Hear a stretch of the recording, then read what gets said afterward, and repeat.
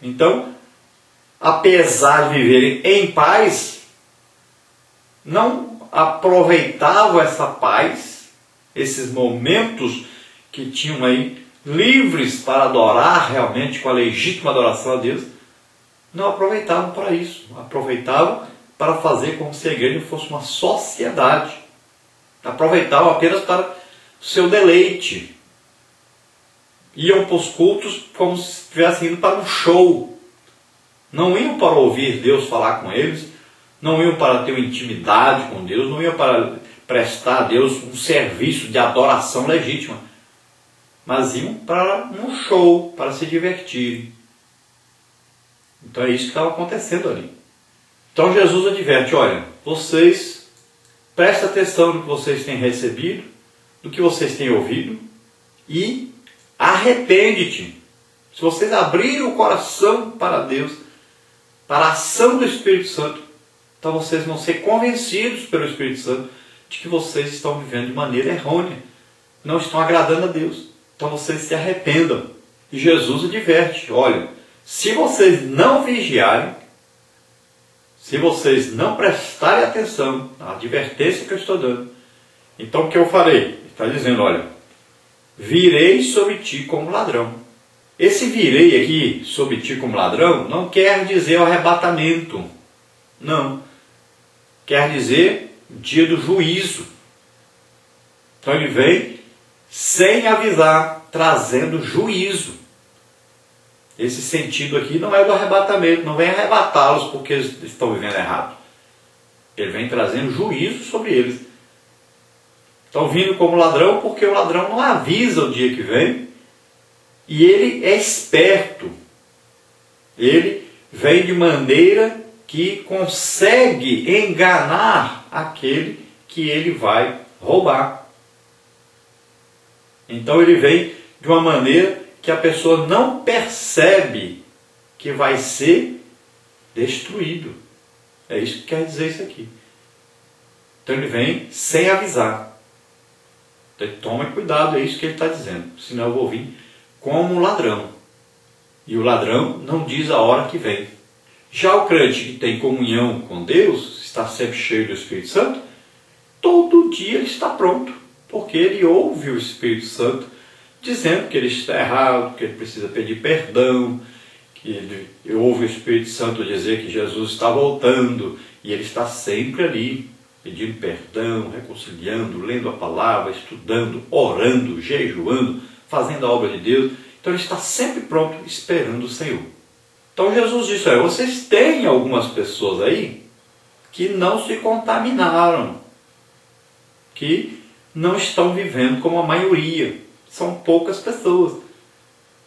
Mas eu estou olhando para eles. Eu conheço cada um deles. Sempre tem um remanescente. Sempre tem um fiel. Sempre tem um que está aí se esforçando por viver em comunhão com Deus. Então Jesus disse que eles não contaminaram suas vestes. Porque naquele tempo os magistrados usavam assim, como se fosse uma túnica, né? Uma capa branca, para fazer o julgamento, indicando que quem estava fazendo o julgamento era alguém que estava limpo, estava puro. Então Jesus está dizendo aqui que alguns ali não contaminaram suas vestes, não estavam em pecado, não estavam em desobediência, não estavam vivendo de maneira que desagradava a Deus. Pelo contrário, eles estavam buscando a comunhão com Deus. Eram poucos, mas existiam. Então Jesus disse que estas pessoas andarão com ele de branco, ou seja, alcançarão o arrebatamento da igreja, são salvos, estarão para sempre com o Senhor. E ele diz, olha, ao que vencer o pecado, ao que vencer o mundanismo, ao que estiver em comunhão realmente com o Espírito Santo, esse então, Jesus disse, olha, de maneira nenhuma eu riscarei o nome dele do livro da vida. Então, o nome já está escrito, porque o nome é escrito o dia que você aceita Jesus como Senhor e Salvador. O dia que você se arrepende do seu pecado, confessa a Jesus como Senhor e Salvador, você está salvo. O apóstolo Paulo fala disso em Romanos capítulo 10. Se com a tua boca confessares ao Senhor e em teu coração creres que Deus ressuscitou dos mortos, serás salvo. Então ali está salvo. Agora o seu nome está escrito no livro da vida. Agora, o seu nome pode ser apagado. Isso Jesus está dizendo aqui bem claro. Ser vigilante, olha aí. Cuidado. Mantenha a comunhão com o Espírito Santo. Isso é a comunhão é interna. Deus olha lá dentro de nós. Muitas vezes por fora está muito bonito. É como um sepulcro, né? Num cemitério, pintadinho de branco, com cal, caiado, né? Bem bonitinho. Mas dentro, osso, né? Podridão, sujeira. Tem muito crente assim. Por fora está tudo bem. Tem até obras. Sabe até pregar. É um defensor da palavra de Deus. Só que por dentro não existe comunhão com o Espírito Santo. Não existe intimidade com Deus. Deus conhece os nossos pensamentos, nossas intenções. E todos nós temos más intenções.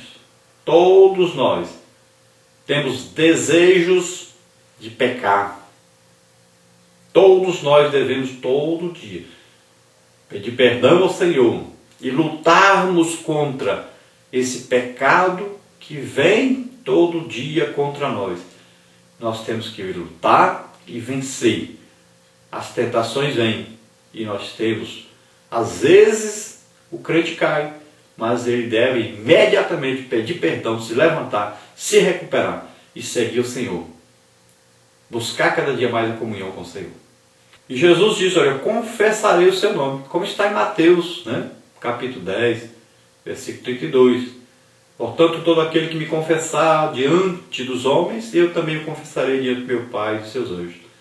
Então, Jesus está dizendo que todo aquele que perseverar, aquele que estiver em comunhão com Deus, então esse estará para sempre com ele.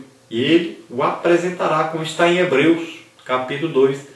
Eis-me aqui e aos filhos que tu me deste. Então Jesus apresenta-nos ao Pai. Veja só que coisa maravilhosa, que está esperando por cada um de nós.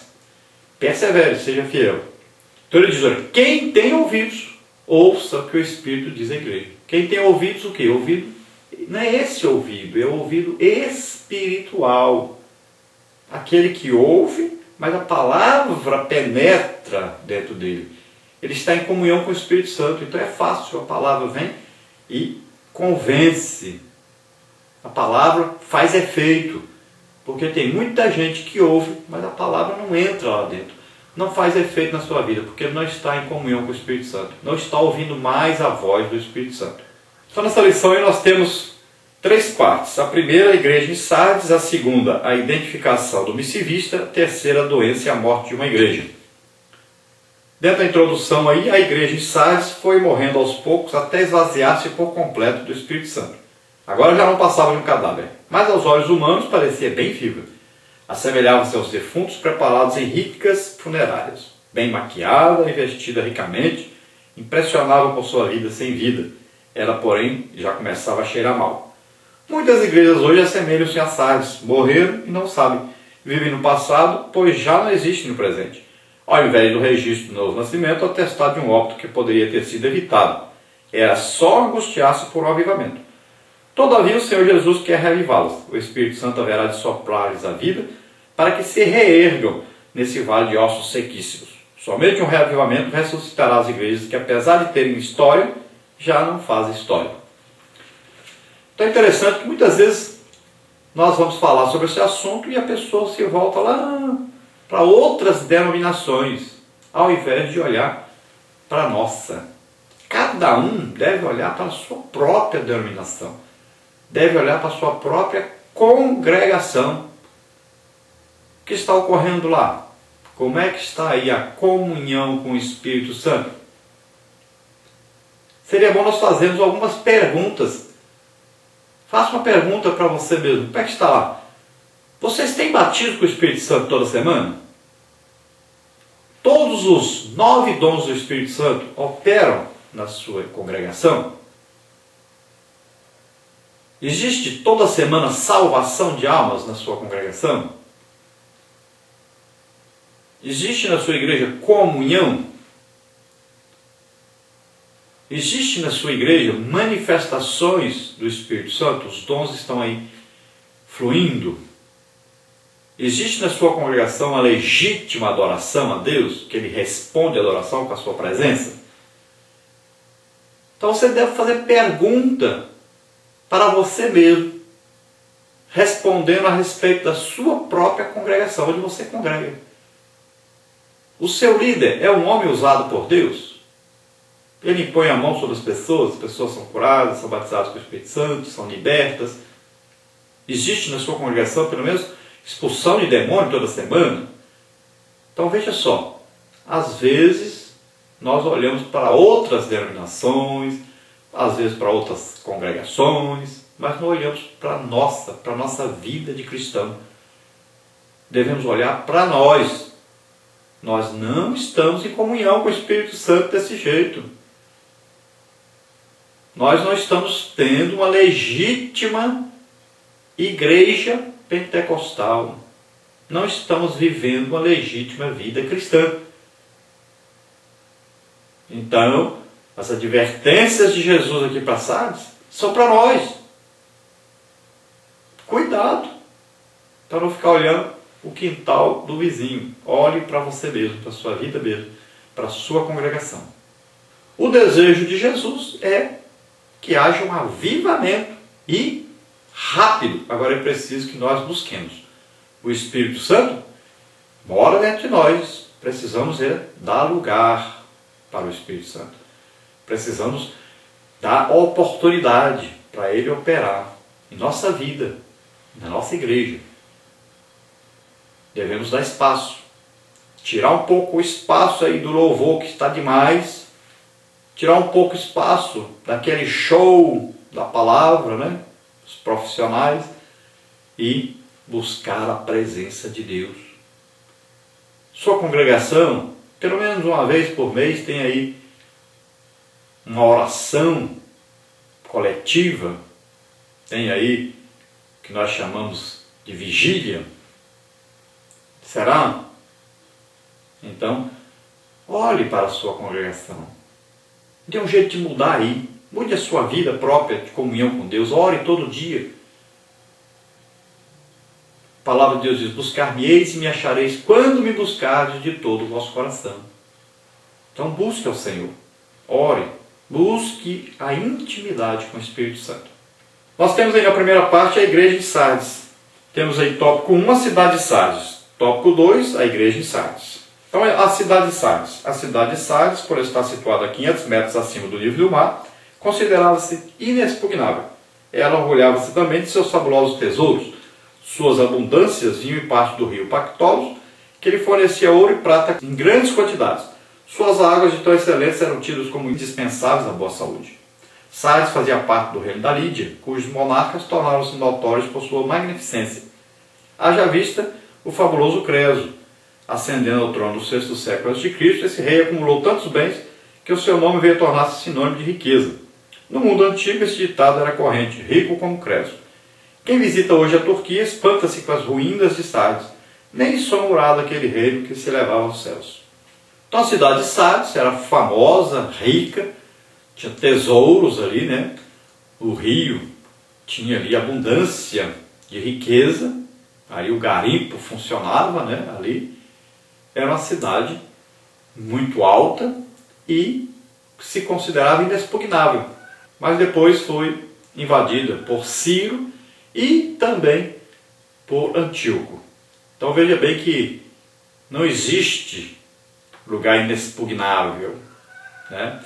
E por uma brecha apenas do muro entrou ali o exército de Ciro e dominou a cidade. Depois, pela mesma forma, o exército de Antíoco entrou e dominou a cidade. Por quê? Porque não vigiava. Assim também a igreja, ela deixou a brecha, ela deixou ali escapar por essa brecha o Espírito Santo, a comunhão com o Espírito Santo. Apesar de ler, estudar, pregar a palavra, de ter a ortodoxia, mas não tinha a comunhão com o Espírito Santo. Faltava-lhe a parte espiritual. Comunhão espiritual.